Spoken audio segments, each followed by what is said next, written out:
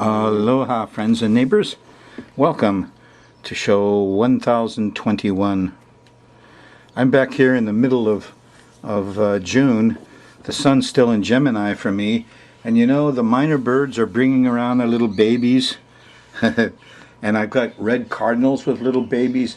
All the birds are having babies. The sun's in Gemini. Ben Franklin said that's the reason for the zodiac. When the sun goes through Gemini, the birds all have babies.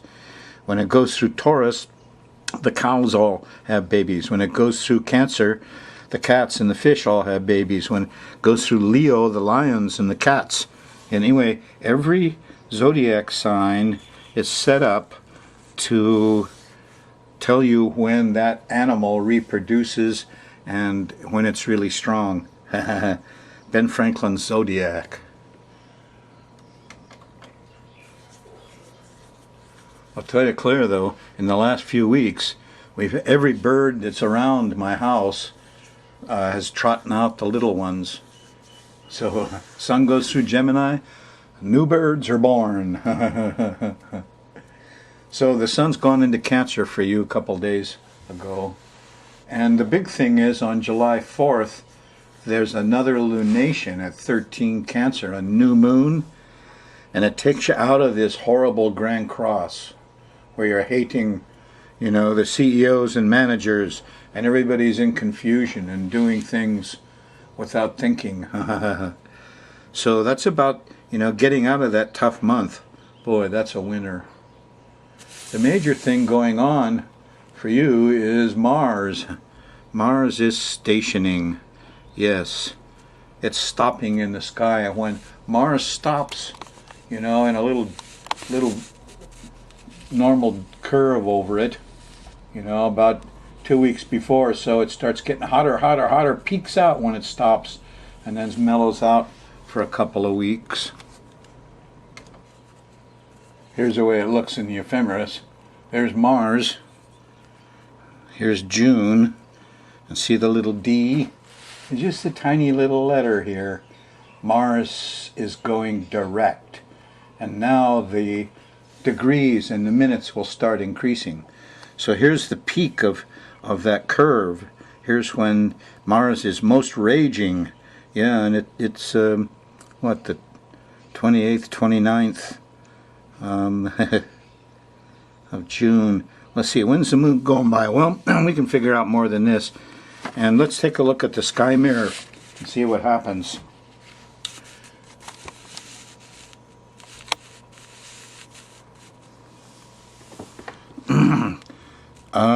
Mars is in 23 Scorpio. It's a fixed water sign. Mars doesn't like water signs much. But it's trining Venus towards the end of your next week. So in about 10 days it'll feel kind of social and sexy, and Romeo and Juliet will be walking around together. Venus in Cancer, Mars in Scorpio. It's a pretty hot combination. Two water signs in trine. Main thing is here that Mars is on this 150-degree angle from Uranus. Uranus is electricity. Uranus, why is Mars? You know, when Mars is up, electricity is down. How can that be? When Uranus is up, Mars is down. Well, if it gets really hot, everybody runs the air conditioners and there's not enough power. And for various reasons there's fires and it knocks out power, and there's heat and it knocks out power. And so that seems to be the main effect of this Mars station, other than the fact that you'll probably get hot and get angry. So let's run the moon around the edge of this planetary pattern, have a look at how it works out. This is the mood of the times now. It's not your chart, it's a generic chart. And on Friday we got the moon squaring Mars. Ugh. Now this is June 24th. And wow, Mars is stationing there just up ahead. And here the moon squaring it. So you ain't going to like Mars. You're not going to like the young men, the macho, the anger. Ask yourself what you're protecting. There is a sextile to Uranus. So you might be hot under the collar, but if you use common sense and good technology and tools, you'll come out of this one just fine. Friday morning, the 24th. By Friday night, here the moon is trining the sun. And it's kind of nice. The moon shift into Pisces, trining the sun in Cancer. Feel like you can get some planning done. You can. Get some planning done. Start some projects going here. In the morning, Saturday morning, the moon's still in Pisces, and it goes by the nice trine to Venus, which is fairly nice, but, stay in bed late. This will come off Friday night, too. Good time for being with somebody you love. But as you go into Saturday, what's this? Here's Neptune. Now, Neptune stationed not so long ago, so he's still very strong. Yes, and, Neptune is in square to Saturn exactly at 12 degrees. And so this can be a real problem for a lot of people. The new moon was there at 14 Gemini, and you won't have your next new moon to get out of that whole thing until, 10 days from where you're at. So this thing is still kind of vicious, and there still could be flooding and water and deception and thievery and religious craziness, fanatics, and squaring Saturn, a lot of judgments on Neptune. I wish it were all just about Monsanto. That's the real Neptune. And they won't go pick on actors and gay people and those that are religious. No, the real devil here is the chemical companies. Those that make all the chlorine, halogenated hydrocarbons. There's the devil of our age. So you're going to be concerned with all of these things here on Saturday. What do you mean pollution? What do you mean we all have glyphosate in our blood now and it's all over? And what do you mean the GMOs have ruined all our crops? What? Yeah, there's smoke and mirrors everywhere here on Saturday, though. Don't expect these chemical guys to lay down and give up. Even though the judge is against them, Saturn's trying to block them. You can use the laws now to stop the spraying if you really go after it. You got another week after this to really stop the spraying and the phony doctors and drugs and privileged people. When you're ticked off, it'll happen again next weekend. And then you'll have your nice new moon, and you'll be out of this. You won't feel so stuck. So Saturday, the middle of the day, look out, moon's going by Neptune. Smoke and mirrors, deception, confusion. Those of you whose chart this fits might get some religious revelation, some music, some art, some dreams, some inspiration. There's a lot of magic in Neptune, the good side of him. The bad side, yeah, Monsanto. The good side, Bach and Beethoven and real music and real religious people. So you get a little bit of both. Neptune is Pisces, it's two tails, two little fish with the tails tied together. Ben Franklin said when the sun goes through Pisces, that's when the Chad are all running, and you go get the Chad and salt them and put them in your cellar, and he tells you exactly how to do it. The fish, that's Pisces. So anyway, crazy Saturday, huh? Look out. It gets a little better, as you get in there in the afternoon. After dinner, really, there's a sextile to Pluto, and you might discover some things that mellow you out a little bit. Sunday morning, here's a nice trine to Mars. You can use that Mars stuff. Yeah. Well, you discovered some stuff, but you couldn't talk about it Saturday night. And Sunday morning, just do it. Get out there and be the hero. Use that Mars energy. It doesn't have to be a fire. It could be you fixing something and being a hero. And you'll find out Sunday morning. Moon slips into Aries Sunday after dinner, and the vibes change again. On Monday morning, the moon squares the sun, and you just can't get your projects going. You don't feel like getting up and going to work. And that's what the moon squaring the sun is like.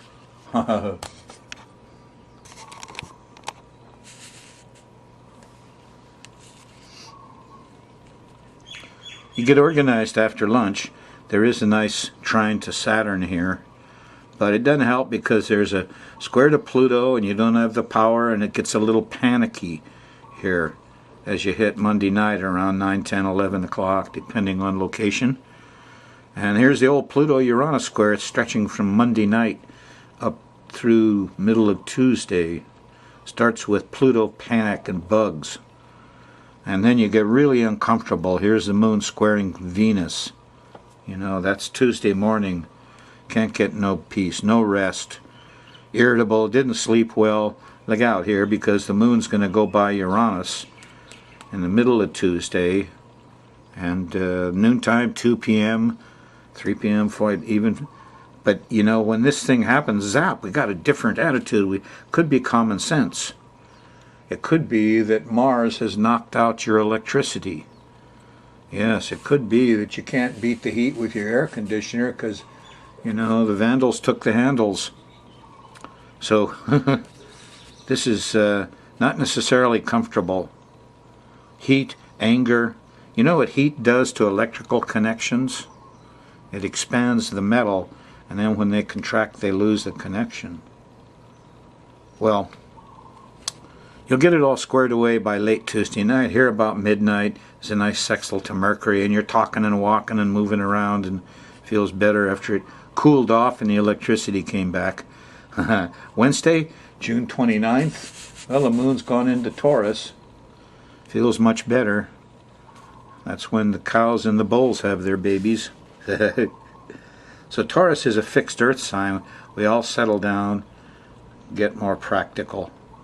Wednesday night, there's a delightful bunch of angles. The moon starts with a sextile to Neptune, and there's music and inspiration, and it trines Saturn, which says we got our act together here. We're doing good. Well, no, it doesn't trine Saturn, does it? Excuse me. Start with the inspiration of Neptune, and then you go lightning bolts of truth with Jupiter. That's on the second. That's an hour after inspiration. And then discovery comes on. That's like midnight, 1 o'clock in the morning with the trine to Pluto. And Venus is there. There's sweets and goodies, and it's sexy. Yeah. Really late Wednesday night, early Thursday morning. See the little cluster? Delightful stuff. Don't let your guard down, though, because here on Thursday, June 30th, there's the moon opposing Mars. Eek! It's hot! Fire! Is this global warming? Is this just everybody ticked off and losing their temper for some reason or another? All the above. So, I think there used to be a famous equation that when the temperature hit 102, that's when all the murders happened or something. Forget the exact degree. But, not an easy Thursday, moon opposing Mars. Watch the hots and the sharps, and if you get ticked off and impatient and angry, ask yourself what you're protecting. Mars is supposed to just do physical things to protect. Yeah, he's an agricultural god. Chase the wolves out from the sheep, trim the trees, hoe the weeds. That's Mars. So find some work for him to do Thursday, and you won't lose your temper so much. Friday, moon shifts into Gemini. We're back in the land of the birds. For a couple days anyway. But it's not so hot for him because moon in Gemini, when you get to this late Friday night, it opposes Saturn, and it squares Neptune. This is the confusion. I'm hating the laws. What's happened is the moon started this whole thing, back on that June new moon, and it's gone all the way around, and it's coming back. This is where the new moon was, at 14 Gemini. So it collects all the confusions and the judgments and the craziness of the last month, piles it up onto Friday night. This is not a good time to go out. You're bound to get lost. You're bound to be fooled. Things could happen. Scandal, confusion, deception, crazy people out doing things they shouldn't do. That's what this is about. You got to look over your shoulder all the time if you go out Friday night. I'm staying home, I'll tell you. Yeah, July 1st. July 2nd, moon still in Gemini. Gets a little better. There's a sextile to Uranus. Common sense comes in Saturday after dinner. Thank heavens. But still pretty confusing, and a lot of paranoia got generated Friday night, Saturday morning. So I don't know how much common sense will will solve here, but it's there. Anyway, Saturday around dinner time. On Sunday, July 3rd, the moon shifts into Cancer. It's a cardinal water sign. You're going towards the new moon, which is very late Sunday night. You know, that 13-degree Cancer new moon. It gets you out of all that nasty opposition to Saturn and the rules and the fixed, the authority figures are ripping us all off feeling, and the craziness of Neptune. Jeez, what a crazy month you just had. Remember now, the last of it is Friday, July 1st, and then there's a new moon late Sunday night, so early Monday morning you'll be on a new clock.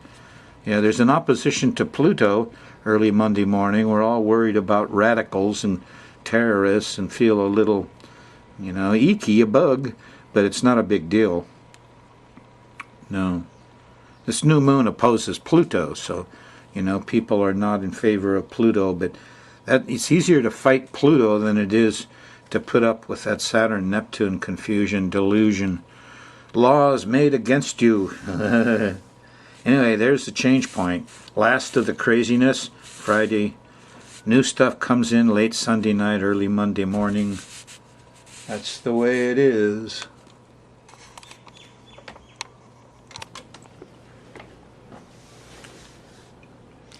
All right. Let's take a look at the astrocartography and see if we can discover where Mars might be downright dangerous, huh? I mean, heat waves have been known to really hurt people. So, basic thing about Mars is its heat. Yeah. So here's the full moon, June 20th. And when I look at the astrocartography of it, the 4 places around the globe where Mars is on angles, the one that really pops out is this one. Okay, so this line is Mars on the ascendant, the body. If you look for Mars on the 7th house, like, oh, it's an enemy, maybe you're afraid of fire. But here, this is the heat of the body we're looking at. Mars on the rising sign. And what happens? Well, look at that.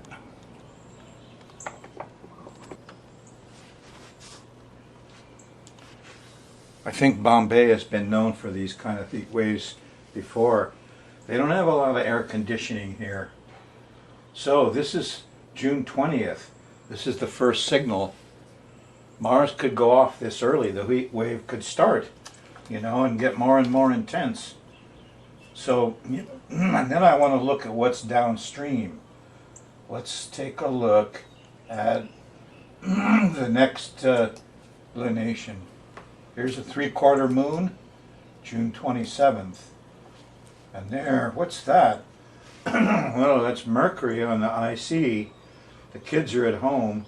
Here's Chiron, though, on the ascendant. These folks turn into the wounded healer.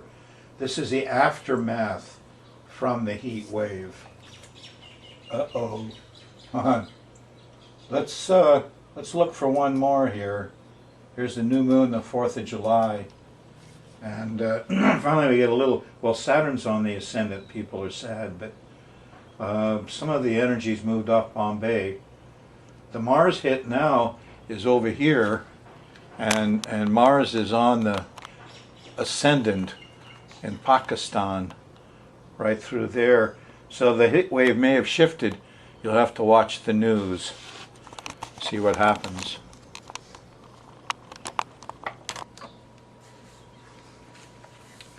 Okay, here's your emergency website. I shouldn't say emergency, but this is my website where the last 5 or 6 shows are there. You can watch them at this website, the whole show. Yes, skymirrorastrology.com/TV. If you don't put the /TV on, you'll get the website for the app. More on that coming right up. But this is important, because we've recently had management, a new regime on the public access on the Big Island, and a lot of shows got missed and misscheduled, and these folks don't understand, and they're just trying, but I don't know what's going to happen. I don't trust public access anywhere anymore. I've had enough battles and wars and things here. But here's the, and you're not stuck watching it. If you can get these on your iPhone or on your little phones, anything that gets, the internet, you can get skymirastrology.com/TV and put it in your favorites and watch it on that pad or that phone or that computer when you want to. Not at the schedule and the whims of, Time Warner or whatever they are. So this is important. You got to get this down and start watching it here, because there may be disruptions in this show's presentation to you as we go along. I'm trying to prepare you a little bit.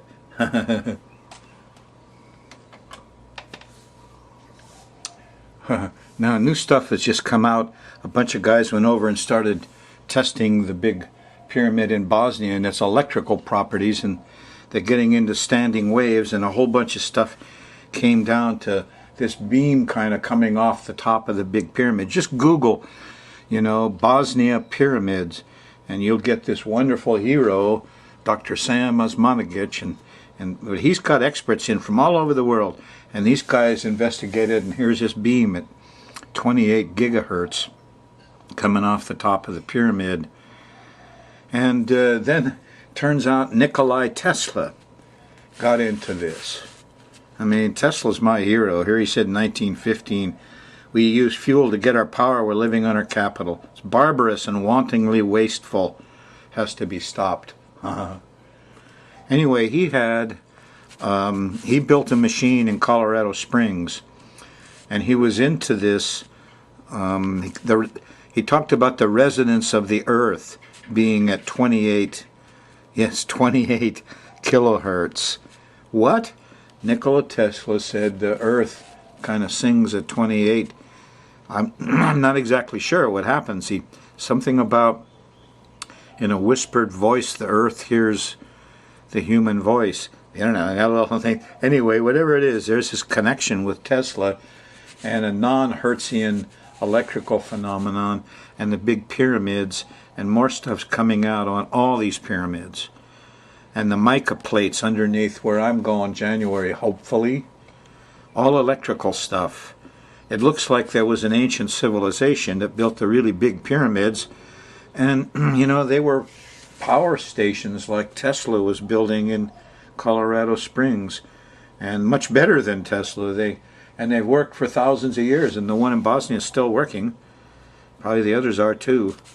Anyway, new information, really new stuff, kind of mind-boggling, and it all says the same thing. It says that, there was an ancient civilization, and we are the remnants of it. We are the ones that forgot about it. And so much information has come up with the Pluto station in a good deal. And like, here's one of my other heroes, Graham Hancock, and the fingerprints of the gods. He's a herb smoker. He just got ticked off. He was investigating it all, and he said, "What's wrong with you people? Can't you see there's common sense?" And what he comes up with was, even at Teotihuacan, Brian Forrester, a little nice 10-minute piece on YouTube, and he looks and he says it's fine work in stone, and then above that all got trashed. Some catastrophe came along and totally, messed up the big pyramid and washed, and so the catastrophe, wiped out the civilizations. We call it Atlantia, Lemuria, whatever, but they had high sciences, really high sciences. And astrology is one of the big ones, and what we got are the remnants of it. We barely remembered how to do it. We're having to reinvent it, which brings me to this little gadget, the app for your iPhone. Yes, $10 at the App Store for your iPad, iPhone, all that stuff, and you've got the tool of the masters at your fingertips. There it is. Sky Mirror. Oh boy. Now, this thing gives you your exact chart, even including elevations and stuff. But you can move it around to find the best time to leave things. And in today's lesson, I want to talk about 2 ways to really help yourself with this. And here's the one coming up right now. Let's suppose you're going out and you don't want to get stuck in traffic, okay? Now here's where the third house starts, transportation, and there's Saturn. Now Saturn sextiling the rising sign. You know, even within 5-8 minutes means all the lights turn green when you get there, and there's always a place for you, and you can just swing right through there, see? But if you leave your house when Saturn is more like this, look out! Saturn's squaring the rising sign, and you're going to hit every red light, and there'll be a big truck in front of you, and it'll take twice as long as you want to go someplace. So Saturn here, Saturn there. Yes, your driving experience. Now about driving out on the road. Here's Pluto. Pluto's kind of a policeman.